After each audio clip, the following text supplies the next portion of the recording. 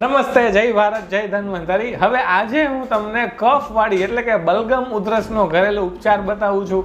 આમાં આપણે રસોડાનું ઔષધ આદુ લેવાનું છે। હવે આદુનો આપણે રસ નીકાળી અને 1 ચમચી આદુનો રસ અને 1 ચમચી મધ એટલે કે બંને સરખા ભાગે લઈ અને આપણે દિવસમાં 2 થી 3 વખત આ ચાટી જવાનું છે। ઉપર પાણી પીવાનું નથી। તો આ પ્રયોગ કરવાથી આપણી કફવાળી ઉધરસ જે છે તે મટી જશે।